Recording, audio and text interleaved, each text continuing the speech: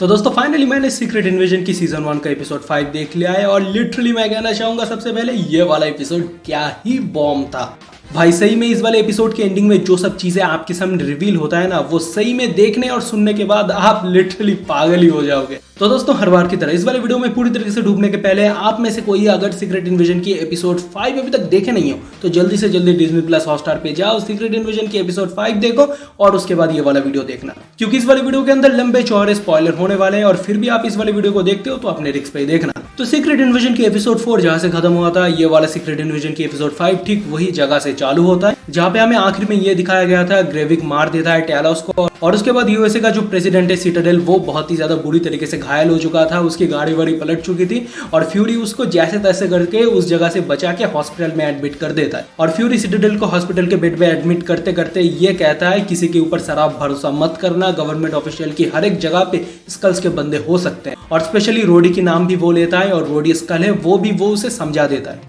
But I think जितना यहाँ पे मुझे देख के लगता है सिटाडेल उस हालत में नहीं था कि फ्यूरी के वो सब बातें सुन सकता है। और इसके बाद स्कल्स की रशिया के मॉस्को में जो बेस था उस वाले बेस को हमें दिखाया जाता है जहाँ पे ग्रेविक के साथ उनकी स्कल्स आर्मी की एक बंदे से काफी ज्यादा बहस हो जाता है। और आपको अगर याद होगा मैंने सीक्रेट इन्वेजन की एपिसोड 4 वाले रिव्यू एंड ब्रेकडाउन के अंदर ये बताया था, यहाँ पे आई थिंक सुपर सोल्जर वाला जो पावर है वो सिर्फ ग्रेविक के पास है और गवर्नमेंट ऑफिशियल्स की जो सब लोग हैं उन लोगों के अंदर है। और यहाँ पे ठीक हमें आगे वही होता हुआ दिखते हैं। ग्रेविक को उसके सामने वाला जो स्कल है उसकी बातें और उसका टोन कुछ खास अच्छा नहीं लगता तो इसीलिए ग्रेविक उसे मार देता है। और यहाँ पे एक चीज तो मैं बताना आपको भूल ही जा रहा था, ग्रेविक और उसके स्कल आर्मी की एक जो बंदा था जिसके साथ बहस हो रहा था वो बंदा ग्रेविक के साथ एक बहुत ही ज्यादा डीप इंटेंस टॉक करता है जहाँ पे हम ये सुनते हैं फ्यूरी के पास एवेंजर्स की डीएनए हाइड किया हुआ है और वो डीएनए ग्रेविक को चाहिए। तो इसीलिए जब स्कल यूएसए के प्रेसिडेंट के ऊपर अटैक किया था तब टैलोस को जब ग्रेविक ने मारा था तब फ्यूरी को वो बहुत ही आसानी से मार सकता था, बट फिर भी ग्रेविक फ्यूरी को नहीं मारा। और इसके बाद ग्रेविक रोडी को कॉल करता है और रोडी ग्रेविक को कहता है प्लान भी शुरू करने का वक्त आ गया। और आप अगर सीक्रेट इन्वेजन की एपिसोड 4 देखे होंगे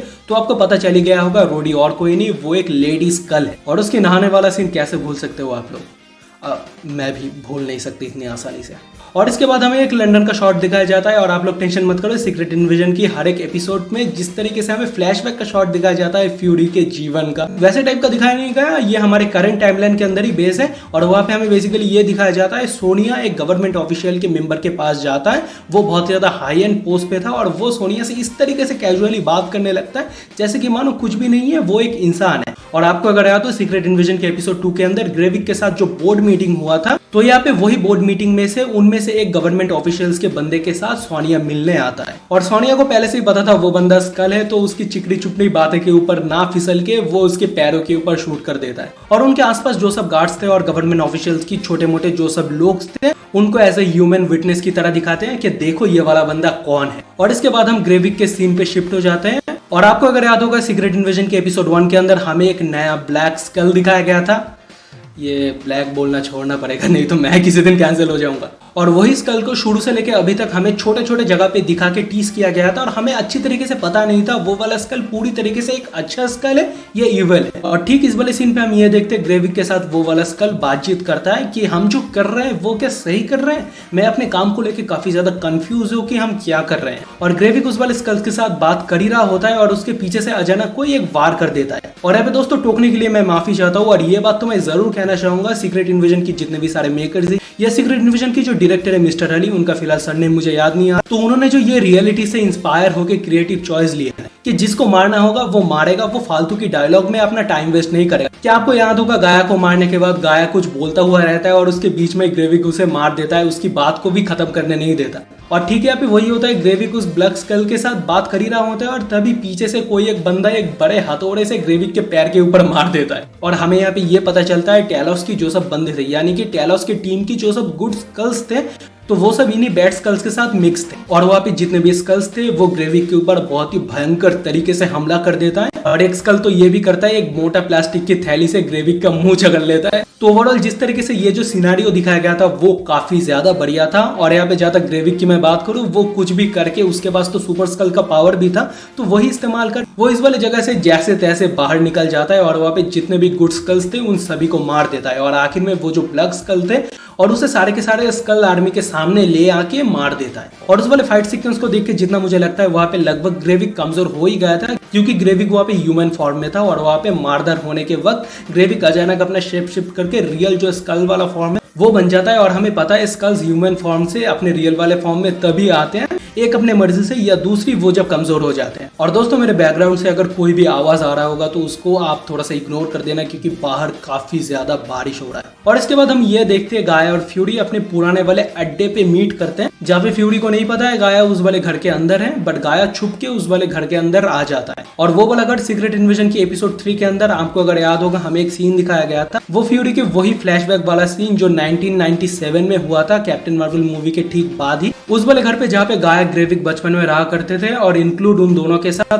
19 और स्कल्स भी रहते थे। और इसके बाद सीन शिफ्ट होकर हमें सोनिया को दिखाया जाता है जो स्कल्स कपल के घर पे चला आता है। और आपको अगर याद नहीं है तो मैं बता दूं, स्कल्स कपल वही जो नॉर्मल स्कल्स को सुपर स्कल्स में कन्वर्ट करने वाला रिएक्टर बनाया था, और सोनिया वही स्कल्स कपल को सुपर स्कल्स की जो रिएक्टर है उसकी ब्लूप्रिंट दिखा के कहते हैं इसके बारे में जो सब इन्फॉर्मेशन जानते हो वो मुझे दे दो और मैं तुम्हें जरा सा भी नुकसान नहीं पहुंचाऊंगा। और इसके बाद जो स्कल्स कपल है उनकी जो पति है उनका नाम मुझे फिलहाल याद नहीं आ रहा, वो अपनी वाइफ के ऊपर ही गन पॉइंट करके ये कहता है मैं मर जाऊंगा बट ग्रेविक को धोखा नहीं दूंगा। और मुझे आपको और सबको पता है सोनिया किस तरीके का औरत है, और सोनिया उसके बाद वो जो स्कल्स कपल के हस्बैंड थे उसके पूरा सर पे गोली मार के मार देता है, और साथ ही साथ वो जो कपल के घर थे उस वाले घर पे भी आग लगा देता है। भाई यार मैं आपको सही बता रहा हूँ यार, लिटरली इतना कपल मैंने कभी नहीं किया।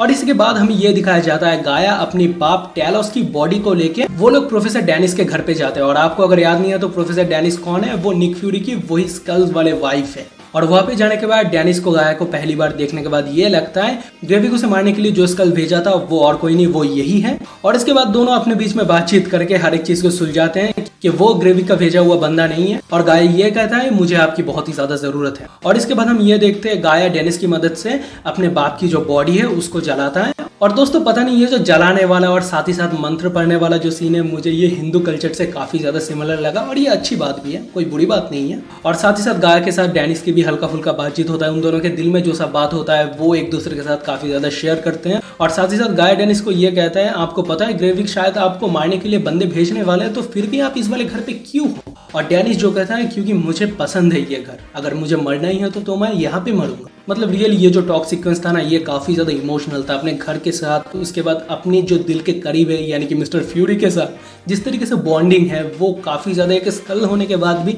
एक ह्यूमन नेचर में वो बाहर कर देता है। ये जो दिल से निकलने वाला जो सब बात होता है, जो सब एक्टिंग होता है ना, ये आपको रियलिटी में देख के ही समझ आएगा। और यहाँ पे इन दोनों के बीच में बातचीत होता ही रहता है, तो तभी ग्रेविक के बंदे आ जाते हैं। और यहाँ पे बच्चे को पता है भाई फ्यूरी का घर है तो इसके अंदर हथियार तो छुपा रखा ही होगा फ्यूरी ने, तो यहाँ पे वही छुपा रुस्तम हथियार को बाहर निकाला जाता है। और इसके बाद गाया और प्रोफेसर डेनिस मिलके सारे के सारे बंदों को एक एक करके ढेर करता है और वो दोनों वहां से बच के निकल जाते हैं। और इसके बाद हमें ये दिखाता है रोडी सिटाडेल के साथ बात कर रहे हैं, तो मेयर के ट्रीटमेंट के बाद वो थोड़ा सा जब ठीक हो जाते हैं तो रोडी उनके पास जाके ये कहता है आपने तो देखा ही होगा रशियन किस तरीके से हमला किया है आपके ऊपर और हमारे ऊपर, और रशियंस के साथ स्कल्स भी बहुत ही हेवीली जुड़े हुए। और साथ में यहाँ पे रोडी स्कल्स की वही जो मॉस्को वाला बेस है उस वाले बेस को भी दिखा देता है, और रोडी मेयर को ये सुझाव देता है हमें अगर जिंदा रहना है तो हमें न्यूक्लियर अटैक करना होगा। और इसके बाद सिटाडेल रोडी को ये कहता है इसका मतलब जानते हो कर्नल, यही हमले से हमारे बीच में वर्ल्ड वॉर 3 चालू हो जाएगा और बाकी सारे जो सब हमारे पड़ोसी दोस्त हैं वो हमारे खिलाफ हो जाएंगे। पर यहाँ पे रोडी भी हार नहीं मानता, वो उनके कान के सामने मक्खियों की तरह ये कहता रहता है पर हमें तो जीने के लिए कुछ ना कुछ तो करना ही पड़ेगा।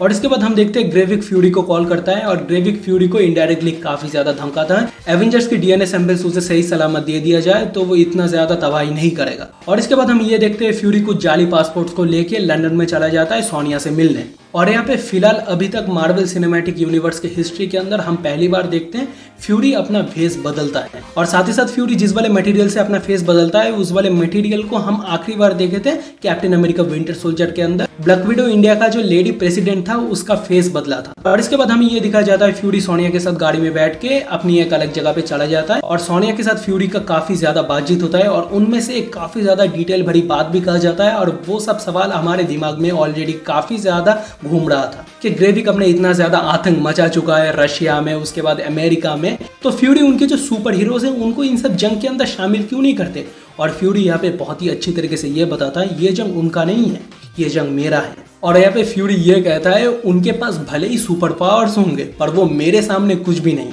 और मेरा सुपर पावर है मेरा दिमाग। और यहाँ पे बातों ही बातों में सोनिया फ्यूरी से ये पूछता है व्हाट इज हार्वेस्ट, और यहाँ पे फ्यूरी कहता है जिसके अंदर सुपर हीरो का डीएनए इकट्ठा करके रखा जाता है उसी का नाम है हार्वेस्ट, और वही चीज ग्रेविक को चाहिए। और वहाँ पे हमें फ्यूरी एज ए एग्जाम्पल के तौर पे कैप्टन मार्वल का भी नाम मुंह से लेता हुआ सुनाई देते हैं। और मैं यहाँ पे एक चीज पूछना चाहता हूँ, भाई इतने सारे सुपर हीरोज हैं, सिर्फ कैप्टन मार्वल का नाम ही मुंह से क्यों लिया? आयरन मैन है, थॉर है, कैप्टन अमेरिका है, हल्क है, ब्लैक विडो है, जो कुछ भी है उसका नाम ले लेते ब्रो, पर तुमने कैप्टन मार्वल का नाम क्यों लिया? सबको पता है यार कैप्टन मार्वल से हम फैंस के अंदर थोड़ा सा पंगा मच जाता है। खैर ठीक है दोस्तों, फैगी भैया को हम फैंस के बीच में लड़ाने में मजा आता है, अब वही सही क्या ही कर सकते हैं। और यहाँ पे साथ ही साथ फ्यूरी सोनिया को ये भी बताता है सारे के सारे जो सब सुपर हीरोज है वो इस लड़ाई के अंदर अपना खून बहाए थे, और लड़ाई शांत होने के बाद फ्यूरी ने एक टीम बनाया था और उस वाली टीम का सिर्फ यही काम था सुपर हीरोज का जो सब ब्लड सैंपल्स है वो इकट्ठा करना। और ये बात सिर्फ उस वाली टीम को पता था और फ्यूरी को पता था, और फ्यूरी ने डीएनए कलेक्ट करने के लिए जो टीम बनाया था उस वाली टीम का जो मेन लीडर था वो था ग्रेविक। और तभी से ग्रेविक सुपर हीरोज के ब्लड सैंपल से उनका पावर लेने का प्लान बना रहा है। और इसके बाद फ्यूरी एक सुनसान जंगल के अंदर उतरता है, और इस वाले सीन को हमें यहाँ पे बहुत ज्यादा डिटेल में दिखाया जाता है जहाँ पे सोनिया के साथ फ्यूरी की काफी ज्यादा बातचीत होता है, और फ्यूरी ये भी कहता है इस वाले जगह पे मैं और मेरी वाइफ आए थे हनीमून के लिए, और तभी उन्होंने उनके कवर के ऊपर छुपा दिया था एवेंजर्स की डीएनए। और यहाँ पे दोस्तों हमें एक और राज का काफी ज्यादा पता चलता है जहाँ पे हम फैंस काफी ज्यादा गेस कर रहे थे। कैप्टन अमेरिका विंटर सोल्जर के अंदर जो हमें फ्यूरी का कब्र दिखाया गया था वो वाला कब्र कुछ अलग था और ये वाला कब्र कुछ अलग है। और सोनिया फ्यूरी को ये भी कहता है ऐसा कब्र तो देश के हर एक जगह पे ही होगा, आई नो। और फ्यूरी कहता है या यू आर राइट। तो यहाँ पे दोस्तों हमें हमारा जो फैन थियरी था विंटर सोल्जर वाला वो पूरी तरीके से चूर चूर हो जाता है, और हम लोग सोच रहे थे ये फ्यूरी का रियल वाला कवर है, बट फ्यूरी का कवर नहीं है। और आखिर तक हमारे दिमाग में और एक फैन थियरी बचा हुआ रहता है कि क्या पता ये वाला एपिसोड 6 खत्म होते थे हमें ये पता चले फ्यूरी और कोई नहीं वो भी एक स्कल है। और उसके बाद हमें दिखाया जाता है वहाँ पे एक लॉकर टाइप का होता है जहाँ पे फ्यूरी अपने आंख में डालने वाला पट्टा पहनता है, और उन लॉकर के अंदर एक गन है, और साथ ही में फ्यूरी का जो पुराना दी एवेंजर्स वाला कोट है वो वाला कोट दिखाया जाता है। और सही में दोस्तों as a superhero fan होने के नाते फ्यूरी को हमारे पुराने वाले अवतार में देखने के बाद यार मजा ही आ गया। तो दोस्तों सीक्रेट इन्वेजन की सीजन 1 की एपिसोड 5 का जो ये वाला एपिसोड है ये वाला एपिसोड यहाँ पे ही खत्म हो जाता है। तो दोस्तों ओवरऑल इस वाले एपिसोड के अंदर हमें जो ट्विस्ट एंड टर्न्स दिखाया गया है वो काफी ज्यादा बढ़िया इंप्रेसिव लेवल का है। और साथ ही साथ एक चीज मैं बता दूं, ये वाला जो एपिसोड है हमारे सामने बाकी जो 4 एपिसोड आया था इसके पहले उन चारों एपिसोड से काफी ज्यादा छोटा है। ये वाला एपिसोड का टोटली जो सब रन टाइम है बीएफएक्स आर्टिस्ट का नाम वाम दिखा के इंटरव्यू को ऐड करके वो 36 मिनट का होता है। अब यहाँ पे रन टाइम देखने के बाद मैं एक ही चीज कहना चाहता हूँ मार्वल वालों को थोड़ा सा तो और बड़ा कर देते, बट सीरीज जिस तरीके से चल रहा होता है और साथ में ये वाला एपिसोड जिस तरीके से शुरू से लेकर आखिर तक चल रहा होता है आपको काफी ज्यादा लंबा फील होने लगता है कुछ कुछ जगह पे। और लंबा इसीलिए फील होने लगता है इस वाली सीरीज के अंदर भी हमारे पुराने वाले एपिसोड की तरह काफी ज्यादा डीप मीनिंग वाले टॉक सीक्वेंस भी डाला गया है और वो काफी ज्यादा सुनने में भी अच्छा लगता है। और हाँ मैं ये जरूर मानना चाहूंगा कुछ कुछ टॉक सीक्वेंस ऐसे भी है जो अननेसेसरी डाला गया है जिसका कोई भी मीनिंग नहीं होता, बट उन सब छोटे छोटे चीज को आप थोड़ा सा साइड में रखते हो ओवरऑल सीरीज काफी ज्यादा बढ़िया है। और दोस्तों पुराने एपिसोड के साथ इस वाले एपिसोड को अगर मैं रेटिंग दूं तो सबसे पहले तो एपिसोड 1 मुझे काफी ज्यादा बढ़िया लगा था, और उसके बाद एपिसोड 2 उससे भी ज्यादा बढ़िया लगा था, और एपिसोड 3 मुझे थोड़ा सा डाउनग्रेड जाते हुए लगा था जैसे कि मैं आपको मेरे पुराने वीडियोस में भी बताया था। और उसके बाद एपिसोड 4 इन सभी से थोड़ा सा ऊपर जाते हुए मुझे दिखा, और एपिसोड 5 इस एपिसोड 4 के लेवल से थोड़ा सा मैं ऊपर पकड़ना चाहूंगा या एपिसोड 4 के लेवल पे ही पकड़ना चाहूंगा। मतलब कुछ ज्यादा खास नहीं है, बट यहाँ पे जितने भी टॉक सीक्वेंस दिखाया गया और आखिर में एंडिंग में जो सब चीज हमें रिवील करता हुआ दिखाया गया ना, और साथ ही में एवेंजर्स के ब्लड से रिलेटेड जो सब चीज दिखाया गया वो काफी ज्यादा इंप्रेसिव है और काफी ज्यादा शॉकिंग है। और साथ ही साथ दोस्तों फिनाले की तरफ आ चुका है हमारा मार्वल की सीक्रेट इन्विजन, और मैं आपको यही चीज बोलना चाहता हूँ आप में से कोई अभी तक सीक्रेट इन्विजन देखना चालू नहीं किया तो जल्दी से जाओ सीक्रेट इन्विजन डिज्नी प्लस पे है और जल्दी से देखना चालू कर दो, क्योंकि मैं अभी भी बोलना चाहूंगा ये वाला सीक्रेट इन्विजन मार्वल की बाकी सारे सीरीज एंड मूवीज से फिलहाल अभी के दौर पे जो सब आ रहा है तो उन सब से काफी ज्यादा अलग और हटके हैं। जो मार्वल के पुराने वाले फैंस है मेरे जैसे वो लोग समझ पा रहे होंगे जो पुराना वाला जो एक ट्रू स्टोरी का मिक्सअप है वो आपको काफी ज्यादा इसके अंदर देखने के लिए मिल जाता है। और साथ ही साथ दोस्तों ये वाला वीडियो मैं यही बोल के खत्म करना चाहता हूँ, ये वाला रिव्यू एंड ब्रेकडाउन का वीडियो आपको अगर देख के पसंद आ गया हो तो आपको पता है क्या करना है, और साथ ही साथ नीचे कमेंट सेक्शन में बता देना आप अगर इस वाले एपिसोड को देखे होंगे तो एपिसोड आपको कैसा लगा, और इसके अंदर से छोटे मोटे जो सब हिडन डिटेल्स आपने अगर ढूंढा हो तो उसके बारे में भी नीचे कमेंट सेक्शन में बता देना, और लगे हाथों इस गरीब के लिए थोड़ा सा ये भी बता देना यार ये वाला वीडियो देख के आपको कैसा लगा। और साथ ही में दोस्तों हमारी प्यारी दुलारी हाल ही में आने वाला मूवी मार्गो रॉबी वाले बारबी को लेके काफी ज्यादा बात किया है, वो वाला वीडियो आपने अभी तक नहीं देखा होगा तो वीडियो आपको यहाँ पे शो हो जाएगा, आप जाके देख लेना। और इसके साथ देखते रहिए मेरे टॉक, मिलते हैं एक नए वीडियो पे, बाय बाय।